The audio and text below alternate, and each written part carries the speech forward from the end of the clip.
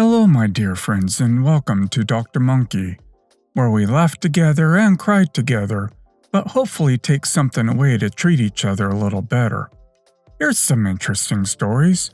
One about a woman who was so lazy to go to another entrance, it was easier for her to cause OP a broken collarbone and get arrested.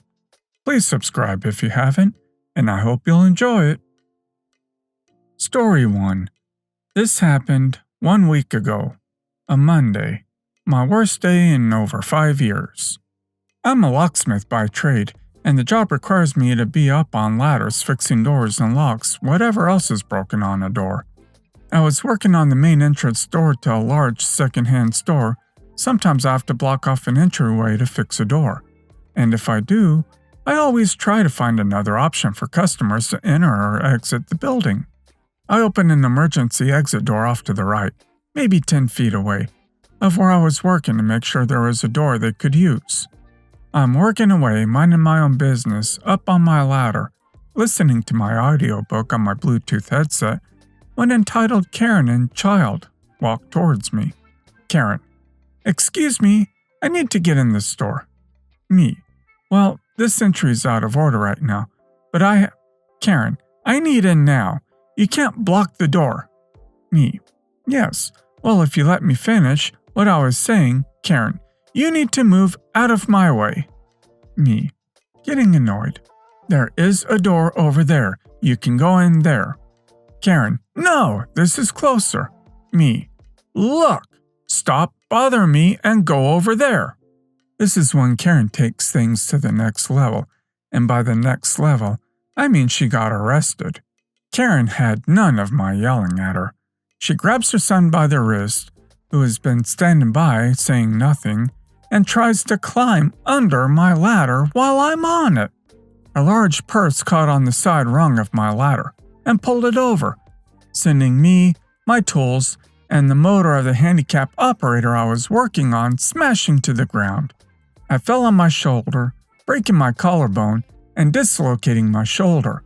The motor hit the ground and shattered, and the ladder fell on her and her son. A cashier saw the whole thing through the window, rushed out to see if I was okay. I said, "No, something is broken," a bit in shock. "Call the police and an ambulance." They arrive and the police take statements, and I tell them I want to press charges before I was loaded up in the ambulance and taken to the hospital. The kid's father came to get the kid, who was not hurt, thankfully, and she was taken away in handcuffs. No word yet on a court date or anything.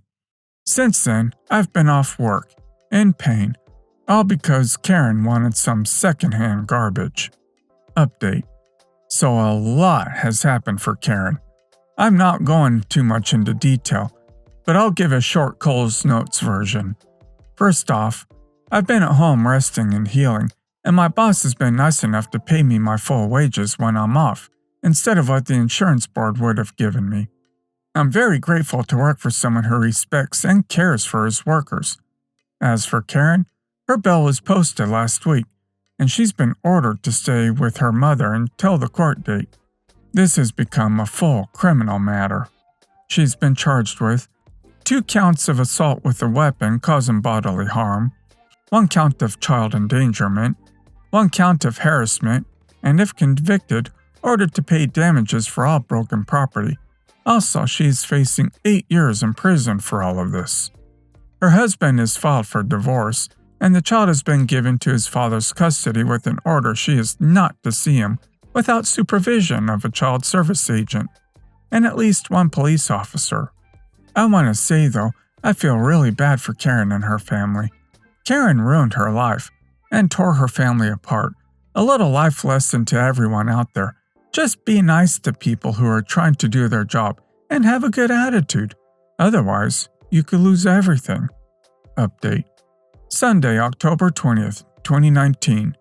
Not much has changed legally or anything, but I'm feeling a bit better. Enough that I can go back to work and just do some paperwork at a desk or something. I'm going stir crazy sitting at home. My clavicle still hurts so much if I move a certain way or too quickly, but I can manage at a desk. I've been off nearly 3 weeks, and it's time not to mope at home. Thanks, folks. It's over. Court dates and lawyers are finished. It's been a long road. First, Karen has been charged and officially sentenced. $30,000 in damages, including medical costs, 4 years in federal prison, 2 years probation, and her son is scared of her. Her family didn't even show up at the sentencing hearing. I'm happy I'm healed and feeling good now. These types of Karens have no patience at all, and she's pretty lazy to walk to the other entrance that couldn't be more than 10 feet away, and also ignorant if she placed herself and her kid and you at risk by going under the ladder, which by all means is bad luck. I wish you a speedy recovery and that you get justice against Karen. Story 2. Last night when I went to sign in and to open Netflix, I found that my TV had been signed out.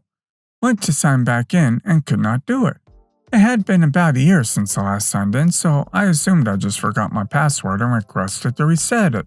When I went to my email, I saw an email from Netflix this morning saying my password had been successfully changed. Obviously a red flag. So I went through all our subscription services and updated passwords and changed my email password just in case. Got a call from my brother's ex-wife. Let's call her Kate. About an hour ago. They've been divorced for over 4 years now, asking me why I changed my password. I didn't realize she still had my account info. Was a bit annoyed, and told her that someone had changed the password on me, and I didn't feel comfortable giving out my account info, especially not to someone I was not in contact with. Jumping back a bit, my in-laws are staying at our home, and at night after everyone goes to bed, I guess we have 4 devices in our home running Netflix account simultaneously. When she called, Kate explained how she tried to get into our account on Christmas night and was greeted with the message that there were too many users on the account currently, so she could not have access to it. She got the idea that it would be totally fine with me if she logged into our Netflix account and changed the password so that her and her new husband could watch their show. Said this calmly like it was the most reasonable thing in the world. I nearly lost it. I have no idea how anyone would think that that would be okay to change someone else's password because you're too cheap to pay for it yourself. I told her I don't want to hear from her anymore. I am not giving her our info, and hung up. 15 minutes ago, she called my wife and asked for the Disney Plus password. I was lazy and had the same account info for each streaming device, and apparently she figured this out and was logged into several of our services. When I realized who my wife was talking to and what about, I motioned for the phone. Kate was just whining that she at least needed to have access to Disney Plus so her son, who is 18 months old, could watch Bluey, and that he just needed it to be able to get ready for bed. I told her to back off and hung up. Great way to ruin my mood for the night. Your ex's sister-in-law and knowledge of your family combined with the lazy account password management means she will hack your accounts again. Your best bet is to get a good password manager, like that offered by Norton's, which can create and retain passwords complicated enough to outlast the sun. Also, if your services have limited access or 2FA, use them too. Story 3. So last night, my wife and I were winding down fairly early as she had surgery scheduled early in the morning. At a little before 8 p.m., there's a ring on my doorbell. This, of course, sends my 2 dogs into a barking fit. I should have checked the doorbell cam, or at least a peephole, but wrangling the pups came first. Anyways, I cracked the door a bit, and even through the dim light of the crack in the door, I immediately knew it was him. Before I can speak, he announces that he's my dad and wants to come in, sounding very pleased with himself for surprising me. Mind you, he was absent until I turned 23, when he sent me a paternity test as a birthday gift. When it came back that he was, in fact, my father, his last words to me were, "That answers a lot of questions." He was abusive towards my mom, which is why she left him when he was at work when she found out she was pregnant with me. So, being completely bushwhacked by this, I gather enough of myself to ask how the heck he found me. Apparently, he found my wife's name and did a tax record search of the area to find our address. Her name was on the loan as my credits in the garbage when we purchased the home. This just yeeted me into orbit with rage, and I told him this was not a good time and to leave and shut the door. I've been processing, and I feel I should meet with him and tell him that what he did was so far out of line, and that if he really wanted to speak with me for any reason, there are proper channels. Something else to note is that he's apparently reached out to her via Facebook Messenger and gave her his number after a very creepy introduction. Don't give him the satisfaction. If he wanted to do this for the right reason, any of the right reasons, ambushing you at your home in the evening would not be the right way to go about it. Any other warning or introduction would have been better. Asking you for a face-to-face meeting by mailing you a letter would have been better. This is not the way, and I think if he truly wants to meet you for the right reasons, he'll have to start asking for it in a far more respectable way than this. Here's another one I found in one of my old journals from stuff my dad told me after he divorced my mother. This happened before a lot of people around town knew what kind of person evil Mama Bear really was. She was an extreme poser and pathological liar whenever my dad wasn't near her. This story I don't have firsthand, as I was not there, but my dad told it to me years later. It was at a business holiday party in 2002 that was set up by some local bigwig. It had several business owners in the area attending. My dad only went because entitled Mama Bear absolutely insisted on going. She wanted to rub elbows with the hobnob of the wealthy and try to make herself look important. If she could have gotten away with posing as a millionaire, she probably would have tried. In situations like that, E&B would act like a complete opposite of her normal self. She pretended to be caring and started saying how involved she was in various things, especially as a parent regarding my sister. But the topic of me got brought up by someone who was acquainted with my dad there, and that's when the lies really got deep. My dad left E&B alone for a little while to go scour the buffet and come back to her talking about how I was a lazy layabout who she and my dad did everything for. Rather than just confronting her, my dad let her dig herself deeper. She went on to say how good of a worker my sister was, that she got great grades in school, and that I was never any help, and how I'm always stealing stuff for no good reason. My dad finally took this moment to step in, and the second evil Mama Bear realized he was there listening for who knows how long, she instantly clammed up. My dad's acquaintance started asking him about his kids, and my dad told him the complete opposite of what E&B said. Dad told them about how I worked my butt off, not only doing most of the chores at home, but also mowing lawns around the neighborhood, and described how well I did in school, and even remarked how he saved and documented all of my schoolwork in his files. And he just wished my sister had the same motivation as me, but she mostly just plays video games and refuses to do most of the chores, and E&B doesn't make her do them either. Anyone who had been listening to my mother before started giving her the side eye. Dad said she looked completely red in the face and just spent the rest of the evening quietly moping at a table and drinking the complimentary wine. On the ride home, E&B waited till they were well on the road, then tried to tear into my dad over embarrassing her and contradicting everything she said. But he pulled over and went off on her twice as hard. He said it was very verbal punch in the face to her with how badly she recoiled. He said that she had blatantly lied and tried to throw me under the bus for no reason at all, and if she ever tried to do it again, he'd set the record straight and tell people a lot more about her than what she'd really like. She argued that as his wife, he's supposed to have her back.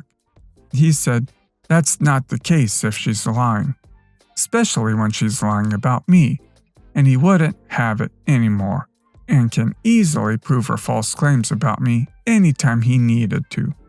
That apparently made her sink back into her seat with her arms crossed, and looking like she wanted to cry. It worked though. Dad said she never tried to tell people I was a lazy good-for-nothing back then anymore, at least that we know of. She was far more worried about my dad would ruin any possible reputation she could have, and E&B was about appearances. But she was only able to keep up her mask for so long, before it slipped off and everyone knew what she was like. Though in the past year, as some of my previous posts have told, she went back to lying through her teeth about me whenever possible, especially in the incident where I refused to give her my house.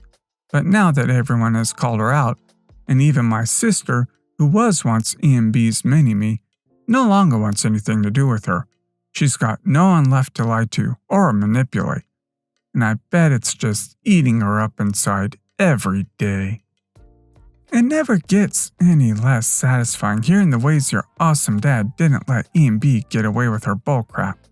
It's just a shame that his constant defense of you didn't do anything to change her behavior, or make her think twice about bullying you. I know you said her own parents were pretty nasty too, but I can't even imagine the upbringing she must have had to become such a vile and irredeemable person. Story 5. So my son goes to a special needs school. Last week they started school summer holiday club running over 2 weeks. My son went last week and there are some spaces left for this week, and he was lucky enough to get another spot.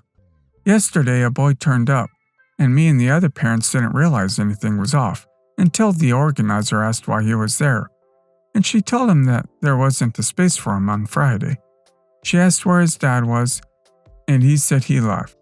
This man dropped his son off and just drove off. The school had no choice but to take him. I couldn't help myself but to say to my friend, "Who does that?" So I turned up this morning, and guess what? He showed up again and went to drive off again. Luckily, the son had left his bag in the car, so one of the other workers flagged the father down. I have no idea what the organizer said to him, or whether they sent the boy home. I guess I'll find out this afternoon when I pick up my son. But what the heck? These are seriously vulnerable children. I wouldn't just leave a child with no special needs without making sure they are going into the building. For context, these children are under 16, so yeah, wanted to vent. Update, 3rd of August. So here's an update. I didn't get into the info on what happened yesterday, but he showed up this morning. The father did come to the gate, but only stayed there for a minute and got in his car and left before the children were let in. I'm assuming they must have worked something out. It still upset me again that he just left him there, but I kept an eye on him until they were let in. Parenting is hard. Parenting a child with special needs is harder, but you don't just get to drop your child off and run. Even a child with special needs has to be formally signed into a daycare, day camp, with any instruction noted, lunchbox handed over, etc. And this sounded more like someone who wanted his child to be on the holiday club, whether there was space or not. Well guys, that's all for today. If you liked this video, please consider subscribing. And if you missed the last episode on the channel, I'm gonna link it right here. The story's about a lady who literally pushed OP in a wheelchair away from OP's family. Check this out if you haven't, and I'll see you next time on Dr. Monkey.